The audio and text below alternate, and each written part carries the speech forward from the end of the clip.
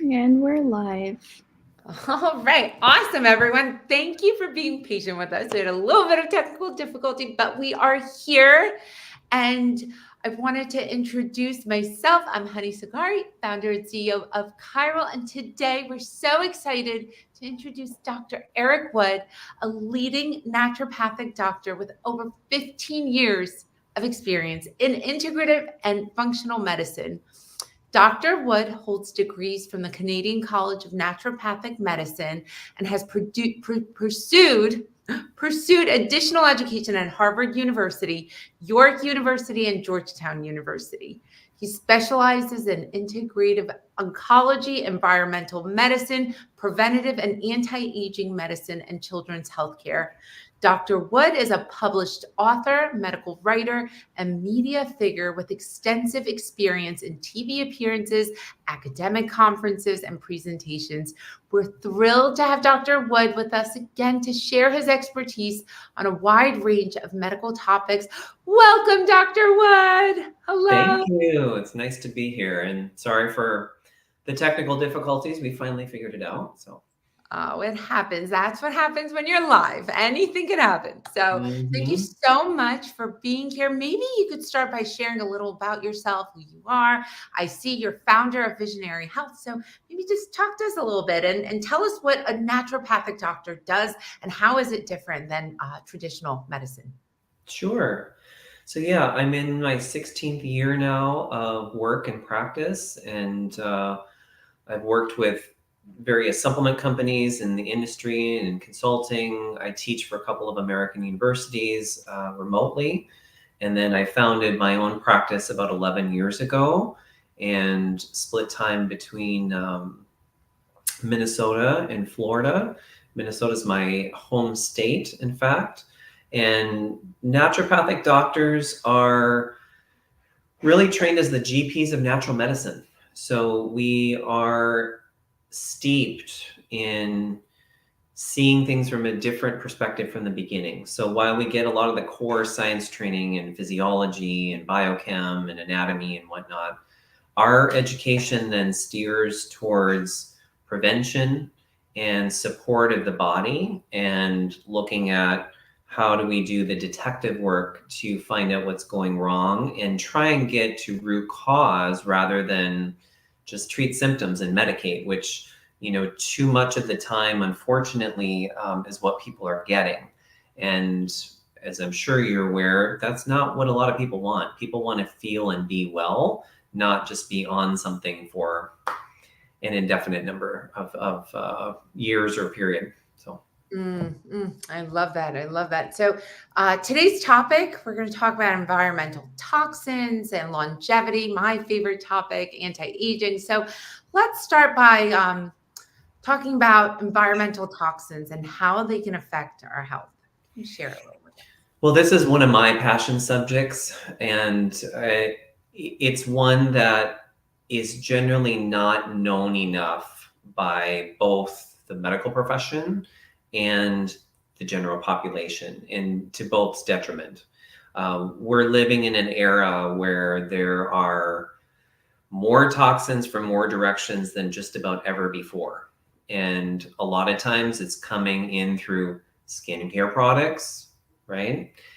Household cleaners, more covert ways like mold growing in your house, heavy metals in deodorants, in food, you name it. And so we are kind of becoming our own guinea pigs in the environment that we've created and the products that we're producing and using all the time. And our systems are really just not designed for the degree of toxicity that most of us are encountering nowadays. And nobody typically is ever getting any of this checked. I do extensive work with heavy metals and mold toxicity and other things in practice. And more than half of my cancer people have major toxicity issues. Mm. So all these chronic illnesses, from diabetes to cancer to just premature aging, can largely be linked back to a handful of issues, and environmental toxicity is one of those. Mm. my gosh. So what can you do? I mean, on that topic, what can you do? How would you know if there's mold growing in your house behind the walls? I mean, Yeah. So the goal is not perfection here. The goal is progress, because to aim for perfection is an exercise in driving yourself crazy. So when I'm working with my clients, we talk about how we're going to reduce exposure and reduce vectors impacting them, and kind of systematically doing a life cleanse, really, in many ways. So starting with, your bathroom cupboard, and getting rid of the products with the parabens and the phthalates and the plasticizers and other things, getting rid of the plastic bottles, getting rid of Tupperware that's plastic, right? All these plastic things, like the average person is eating a credit card of plastic a week. mm, So these things gum up our mitochondria, they gum up the cell membranes, they gum up all these processes in the body. So it's really an awareness process first, and then an application of what you learn to start systematically reducing your exposure. Of course, eating organic, trying to minimize large fish consumption for the mercury, getting rid of the aluminum deodorants, right? Getting rid of as many things as you can identify that are problems, having a good filter on your tap. I had a consult yesterday with a woman out in Sherman Oaks in Southern California, and we looked up her municipal tap water supply, and the arsenic concentration in the general water supply was 430 times the recommended safe limit by the Environmental Working Group. And that's not that uncommon. Sherman Oaks, California. Wow. Wow. Yes. Yeah. So it's not in even just the places like Flint, where, that have become notorious. It's all over the place. So we have to become aware that, first of all, we can't wait for legislation to catch up. We have to educate ourselves, and then start to systematically apply the knowledge to protect ourselves, protect our family, protect our kids, and know that, thankfully, you don't have to be perfect, and the body can handle some exposure. It's just that we're getting too much for too long, and it's setting people up for disease and whatnot. My gosh, I have so much I want to talk to you about, especially plastics. And by the way, we do have skincare here at Chiral. It's in a glass jar, not plastic. We don't use phthalates. We don't, we've gotten rid of a lot of those types of ingredients. So I'm glad you bring that up. But talk to us a little about plastic. I know we're going off track, but it's really important, because they're finding plastics in little infants in the womb, right? They're finding in the umbilical cord, they're finding tons of plastic. But talk to us what plastics do to our hormones, our life, even the receipt. Someone was saying the receipt, especially if you put alcohol on your hand and then touch the receipts, the amount of phthalates on there. Talk to us about plastics. Yeah, so this is a topic we could talk about the entire hour, obviously. But we'll touch on the keynotes here. Plastics have a number of problems to them. I mean, originally, plastics are usually some sort of petroleum-derived production, right? So petroleum, when it's in its process state, typically has a number of carcinogenic properties to it. A lot of the plastics we produce end up having estrogenic properties to them. So the bisphenol A is a big one that more people are aware of, but sadly, it's not just bisphenol A, it's bisphenol S and it's bisphenol F, and things that we're not even seeing them talk about on the label. So yeah, maybe bisphenol A free, but what about S or F or phthalates or everything else that's in there, right? So they're messing with our hormones. We're seeing young girls going into puberty earlier than ever before, in part because of all these pseudoestrogens. We're seeing boys and men's testosterone levels plummeting because of all these estrogens messing with the hormonal equilibrium, which everybody is supposed to have in good health. But when you're swimming in a matrix of all these toxicants, which we refer to as anything man-made that we're encountering, it's hard for the body to cope. And real quick, talk to us about Tooth decay and also the amalgam in our mouth. Can you just Mm, touch on that briefly? Because I don't think a lot of people talk about the amalgam and what that does, the silver yeah. filling in your mouth. Yeah. So thankfully, we're mostly moving away from the metal amalgams, but I still hear sometimes people getting them, or a new client coming in and they got it. And they've known since the 1880s that mercury was bad news, but it required less training and it was easier to mold. So they went with it in dentistry. And here we are 140 some years later, Doing it. dealing with the problem still. So it's kind of nuts when you look at it historically. Like, I love teaching about medical history because it gives us so much of a vantage point on things. But yeah, traditional fillings, alloys, have a high percentage of mercury. There's other metals often in there too, but this mercury does not stay in the filling. It off gases into the surrounding tissues. Remember, the brain is only a few inches away, and the sheer number of neurological conditions connected to mercury should alone scare you to never have those in your mouth. Or if you have them, get them removed safely by a trained biological dentist so that you're not soaking up mercury, because that will happen for decades. And it's not just you. If you are a mom or mom to be, it is transmitted via the placenta. It can be transmitted in breast milk. So be aware that it's not even just for your sake, you know. And so again, it's raising this awareness. Certainly, if you need to get fillings, never ever going with amalgams at this point. And if you have them, finding the right dentist to help you start to lower what we call your body burden. You know, this would be mercury and everything else that you're carrying. And you asked before about testing. So you can test for all kinds of toxicants nowadays. Typically, when I have people test for heavy metals, you're going to want to do both urine and blood for a variety of reasons to get a comprehensive look at what's going on for somebody and getting their body burden. And then once you've got a good enough handle on what they're carrying, then you start talking about what are you going to do about it. Mm, So, mhm, mm. Thank you for touching on that. I know we're supposed to talk about oxidate, but it's all relevant. It's all relevant. So, yeah. Can you explain what free radicals are? Switching back gears to the topic. What are mhm. free radicals and oxidative stress, and how do they relate to one another?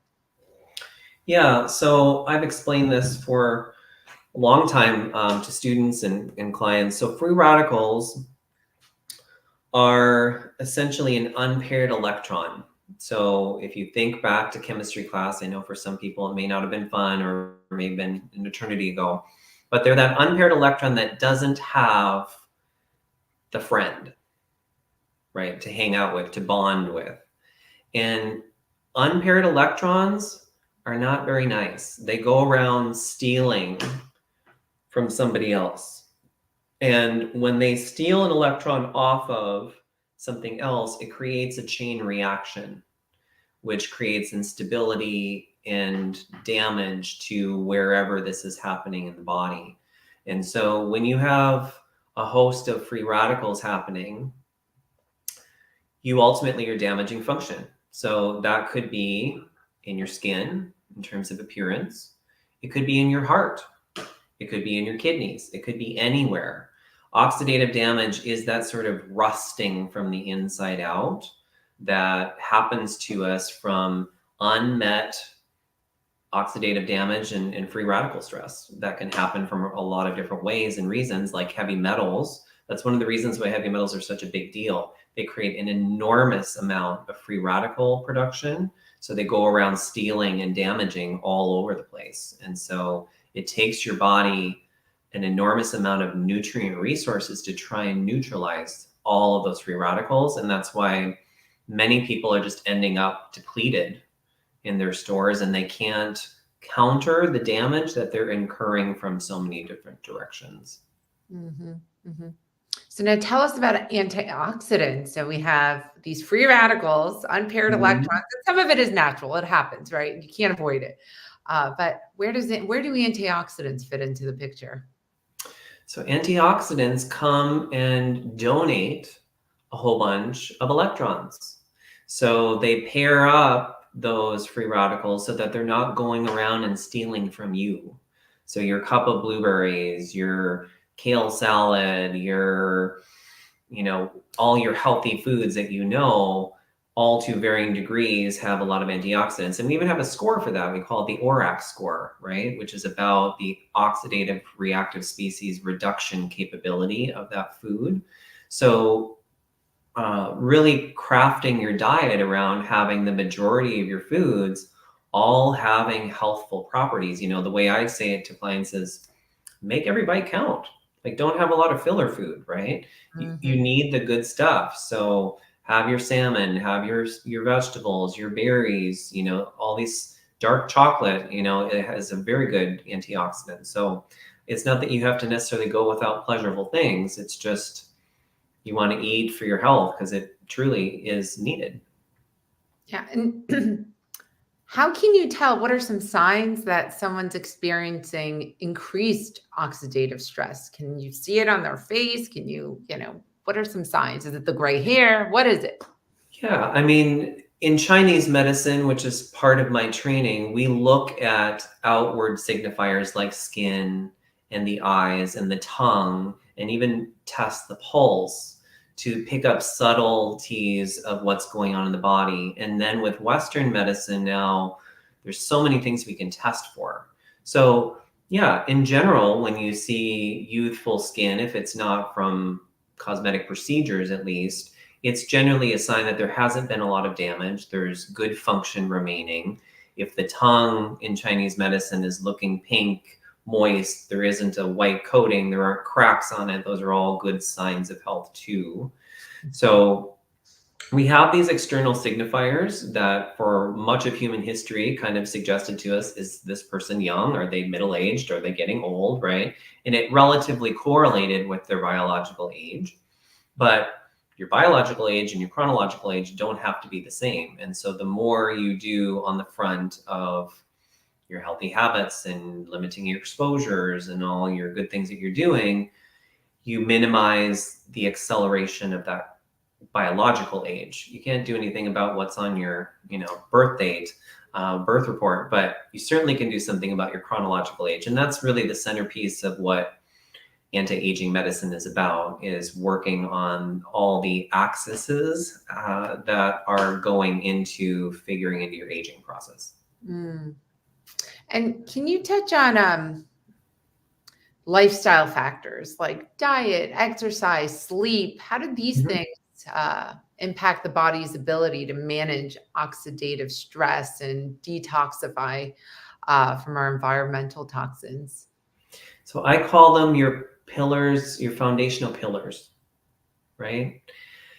All these things like your stress management, your activity, your exercise. I sometimes avoid the E word because it's scary for people. The, food, the detoxification component, the sleep component, they're all what supports your ability to regulate and generally be well. And so if any of them, and especially if multiple pillars are faltering, then the body can only cope with so much. So, but if you're doing and attending to all of them, getting good quality sleep, going to bed at a reasonable hour, having regular activity, not too much, not too little, both can be detrimental. Having good nutrition day in and day out, but not also being too anal or perfectionistic about it, because that can create problems as well. Doing some things purposefully to work on stress management and stress release, which is a huge issue for so many people. There's so much to contend with in modern life. And then, as we're talking about today, the detoxification component. So first is awareness, and then minimizing and avoiding. And then if there are problems, finding somebody qualified to work with to help you. Because one of my pet kind of peeves is the sort of 7-day detox things that are thrown around in you name it places, but they're so generalized and they're only scratching the surface for people. They're never really getting to deep issues of toxicity that unfortunately millions of people are actually contending with. Mm. What are other signs that someone has severe toxicity? I mean, does it ultimately lead to cancer? Is that like, It's not a 1 + 1 = 2 equation, but it certainly is highly interrelated. mm, So there's a constellation of symptoms that can be correlated, but one thing I would watch out for people is, you know, oftentimes in Chinese medicine, the liver is connected with the skin in a way. There's organ relationships in TCM. And oftentimes when people are having a lot of skin issues, rashes, itchiness, hives, it's often a sign that the liver is overburdened mm, and they may need to take a closer look at what's going on with them. Fatigue and generalized myalgias can also be quite linked to that too. So it's tricky when there's many things sometimes that can be related. I mean, how many things can make you tired, right? But if you take a step back and try and just watch and pay attention to your body, mm. uh, usually you'll start to get some signs, and then you got to do some detective work to figure out what it's about. I love that you bring up lethargy. I mean, unless you're on certain medications, I know like semaglutide the first week causes lethargy, but being mindful, because I've noticed that if there's a food sensitivity issue, like almonds, for whatever reason, I eat almonds and I become Mhm. extremely lethargic. I become Mhm. tired. They don't energize me. So my relationship to food has now switched to like, what are the things that give me energy versus make me tired? And it doesn't matter the amount. Like for whatever Mhm. reason, whey Mhm. protein these days. It never did that Mhm. to me. But when I Mhm. have whey protein, I become extremely tired. And it's like, well, there's got to be something in that, right? Your body's telling you. So maybe can you touch on that? The lethargy that comes about from food. What is that? What's happening Yeah, inside? so one of my mentors taught me that it's better to digest bad food well than good food poorly.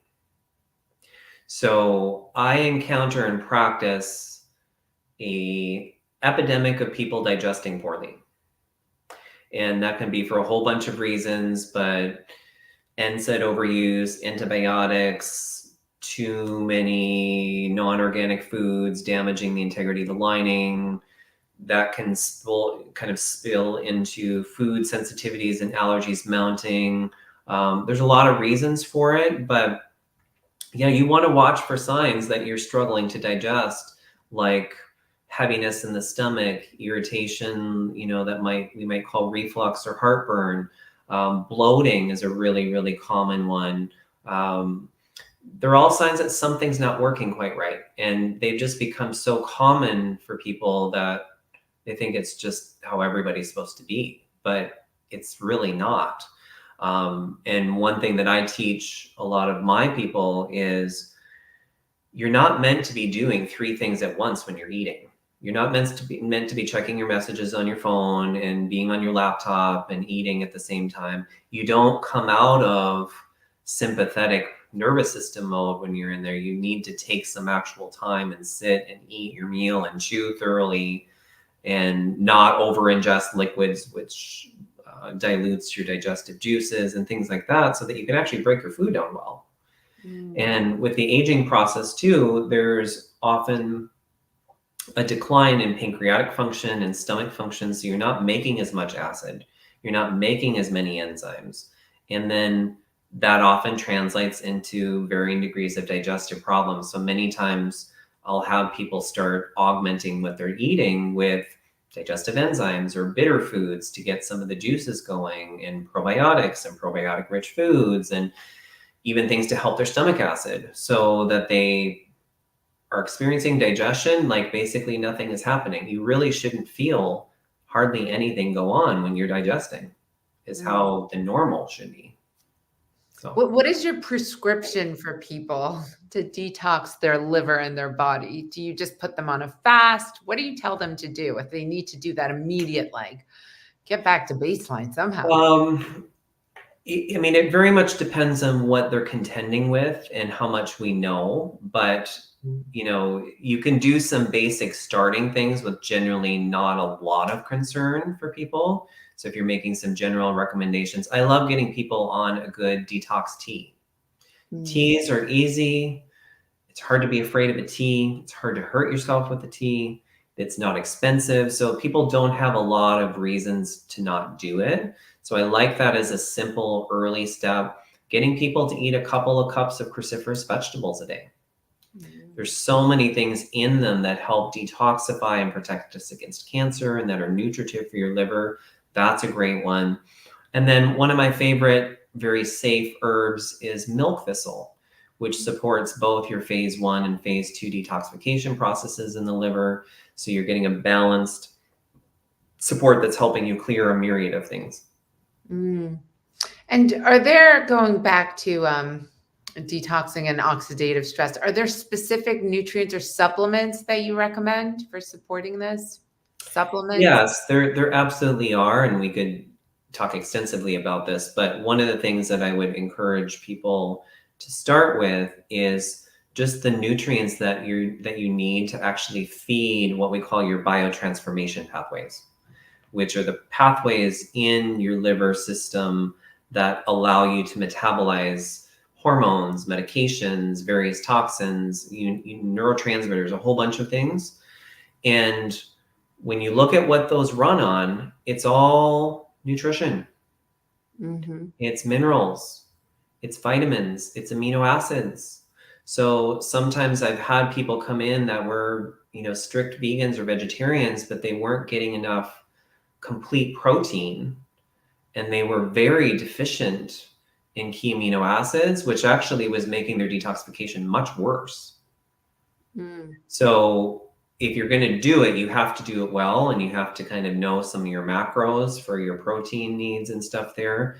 But, a good amino acid supplement, B vitamin complex, magnesium, vitamin C, and then things that help you support your glutathione, which is your body's master antioxidant and master detoxifier, is really vital, because, as I alluded to before, a lot of people are just getting really depleted. And so they don't have good stores to then cope with whatever's next coming up. Mm-hmm, mm-hmm, mm-hmm. And can you tell us some of the symptoms and side effects of not getting enough protein? Because that's something we emphasize. But there's a lot of people who are on prescription semaglutide tirzepatide right now, so they're not eating as much.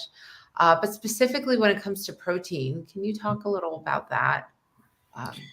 Well, I mean, obvious signs would be muscle wasting, for example, but you can even see it in blood work too. So I can tell with some of my clients if they're not eating enough protein, because I will see dips in different parameters like their total protein and their albumin levels in the blood. And for some of my cancer people, that's really important to watch for, because they're prognostic and indicative of, how they might do. So keeping up levels is really key, so that you're not using your body's own muscle and tissue to feed itself, because that's essentially what happens if you're protein deficient. Is you gotta take it from somewhere, and it's going to come from your skeletal muscle, and and we don't want to lose muscle as we age. We want to preserve it, and it serves as a reservoir for us. We need protein to build our immune cells, our red blood cells, our antibodies. I mean, the list is extensive. Our skin, right? So even skin stuff, premature aging, sagging could be linked to deficiency of protein as well. Mm-hmm. We need amino acid. They're the building blocks, guys. We need it. But can you share some tips for creating a healthier home environment to minimize exposure to environmental toxins? So switching back. Sure. Yeah. Well, I live currently in Florida, although we're going back and forth, but mold is a huge issue all across the country. And checking your AC unit and seeing that there's not a problem there, checking your humidity and keeping your humidity below 50% in your house is key for minimizing mold growth, making sure that you don't have leaks going on in any of your sinks or bathrooms, or front loader washers are notorious for having mold growing inside the inner lip. So doing a check and then getting a good air filter for your house is really important, especially if you're living in a major urban area where there's going to be a lot of pollutant in the air. And so filtering that is key, and then changing your filters often as well is really important.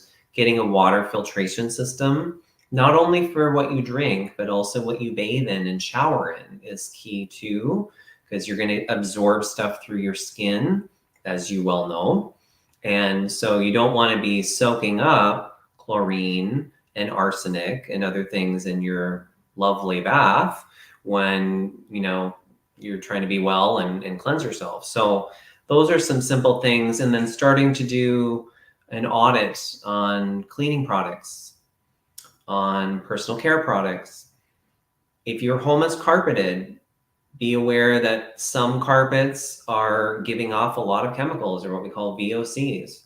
So I generally recommend, when people have a choice in the matter, is minimize the amount of carpeting in your house, or you really need to go with brands and lines that are certified very low VOC. Same with paint. So if you're renovating, low VOC paints, so that you're not giving off all this stuff. Some of my people who have mold toxicity or other things, ultimately the other chemicals in the house sometimes end up being worse in terms of instigating reactions than the mold itself, because they become so overburdened with their mold toxicity and whatever else that now they react to the paint. Now they react to the scented candle in the room. Now they react to the air freshener, whatever it is. So air fresheners, conventional candles, you want to choose something that's essential oil based, not synthetic chemical based. All these things, they sound little, but cumulatively they're not. And that's the key, is it's the cumulative burden day in and day out. So. Right. It compounds over time.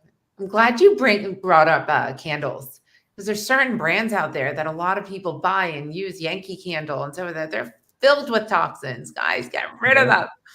Yeah. Get rid of them. Yeah, you Can gotta we talk about perfume too?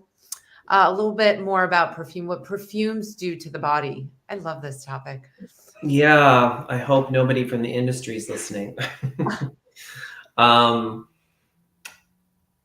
If any of you are listening that don't already know, it's a highly unregulated industry. So if you look at the label in there, what they can put in there is just about anything. So, my analogy to people in my practice is poison can be pretty. And smell good. And smell good. So just because it looks in a nice bottle and it's got a celebrity hawking it and pretty packaging, whatever, doesn't mean that it's good for you. And so there's so many ingredients in perfumes that can cause, at minimum allergies, to much worse with the things that are in there for people. I've definitely seen it cause dermatitis for people. So it's really just best to avoid the vast majority of them. If you want to wear a fragrance, again, get something that's based in real essential oils, which is generally fine if it's decently made, but avoid the synthetic chemicals. They're certainly not doing you any favors. Thank you for touching on that. I love this topic. Lastly, how important is it to address environmental toxins and oxidative stress in our overall approach to health and aging? Well, if you want to have health and age well, you must. We're not living in an era where this is optional. And that's the sad reality. But if we start really moving the needle and getting the masses more aware of this, it will force the hand of many manufacturers of things to start making better products. If nobody's going to buy the polluted candle, if nobody's going to buy the toxic perfume, they will make it. So, your wallet or your purse can become political in the sense that you can support the companies and support the practices and the manufacturing, procedures that are doing good for both you and the earth. And it really becomes a win-win. So, I really encourage people to start becoming aware, being mindful about what they're purchasing, everything from their dish soap to their cleaning products, what they put on their face, what they put in the tub, what they scrub the floor with, filtering the air, filtering the water, to really work on reducing that burden. It doesn't have to be perfect, but you do have to work on those, or eventually it's not a matter of if. It's a matter of which ones and how much you will be carrying as a burden. And the longer you live on the planet, the more burden you tend to accrue. So, periodically working on detoxification a little bit more concertedly is not a bad idea. Yeah. I like to say you either pay a little bit more now or pay a lot more later on in your Yeah. health, and it's costly. And as there's more demand for organic produce, and the cost will come down. It is expensive right now, but if there's a demand for it, Costco will bring the price down, and Yeah. hopefully. But thank you so much, Dr. Wood. Are there any last words, any advice? I mean, I love that you say that. It's those little things that you could do today, like switch your plastic cup to, a glass bottle of some sort, Mhm. right? Or your daily coffee at Starbucks. That's plastic lined, right? That's plastic coating, and that compounds. You take that in every day. So bring your own cup to Starbucks, right? These little changes. But is there anything else, any last piece of advice you would like to give our listeners? Yeah, it can really become a very overwhelming topic. It can make people feel really depressed. So I always focus and want to bring the focus back to the agency of what you can do. And you can do a lot. And so that's really important, that we can impact, we can reduce our risk, and you don't have to do it all at once, because it takes time. You have to find alternative products and whatnot. So just start somewhere that you know needs working on. So if you're a plastic bottle person, invest in getting a canteen, get a good glass bottle, switch out things there.